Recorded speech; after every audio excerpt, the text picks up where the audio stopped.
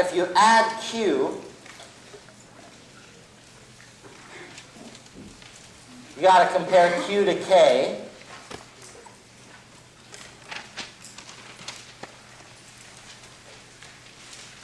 Saturated or equilibrium when Q equals K. When Q is greater than K, what's going to happen? Precipitate. Yeah, this will precipitate. This will be no precipitate. So get this down, and you can be asked for Q. Another way this can go is if you get two different problems and ask which one precipitates first. You got to find the one with the lower concentration. Okay. That's K. And let me do KF. Let me say a little bit about KF right now. This is it, KF. Let me see if I can come in.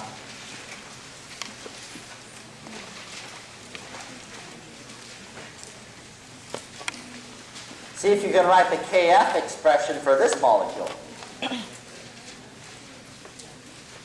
So what you need to do is write the reaction first, and then be able to write the final expression. I'll write it down if you want to close your eyes while I'm writing, because you're working, that's totally fine.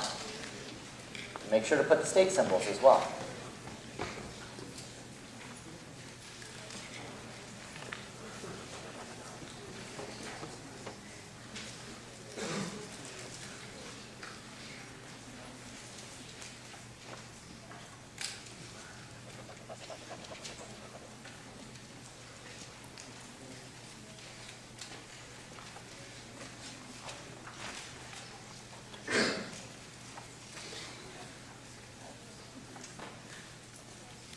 When you're ready, you can look up. So you want to make sure you can write the reaction and then write the expression. These are always going to be aqueous. You have these F expressions.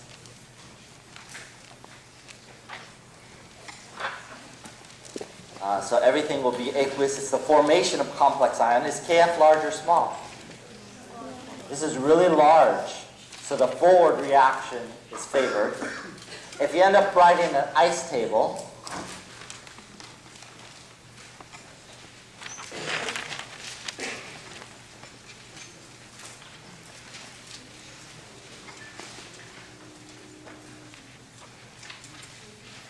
so the products are favored. Let me just toss in, let's see.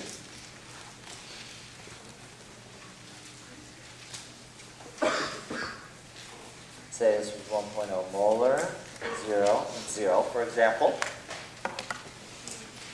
What you do is say, well, minus x plus 2x plus x, if you're going to solve the ice table.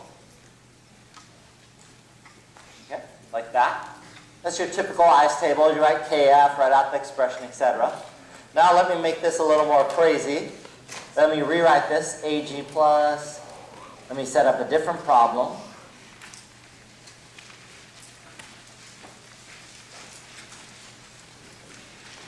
I set this up because this happens a lot. It happens at times when you're doing these problems.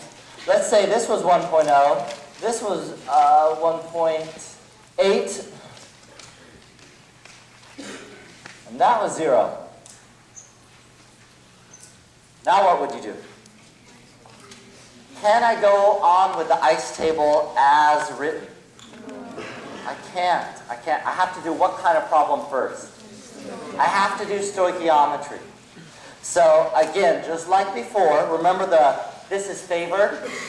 In the unfavored side, you need a 0.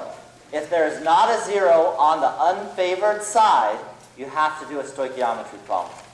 This will happen in buffer problems all the time.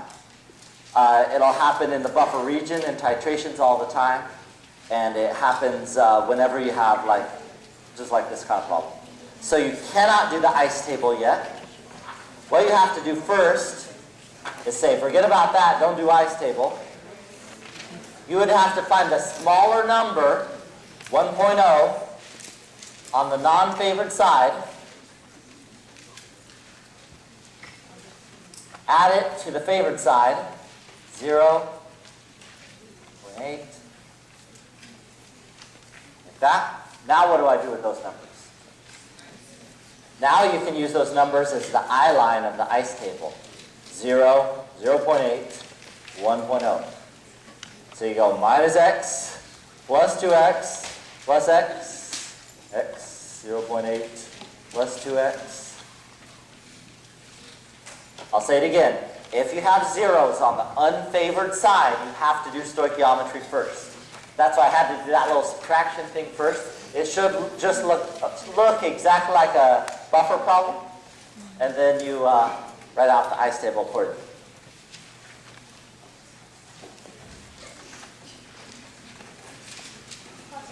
Yes? How do you know what side is favored? That's a great question. Anybody know? You look at K. K is big here. KF is always large, so the products are always favored here. How about for KSP? Yeah. Reactants are favored because KSP is always small. How about for an acidic reaction? It depends if it's a strong or weak acid. How about a weak acid? What's Ka? Small. Small, so the reactants are favored. Remember, K is small, reactants are favored.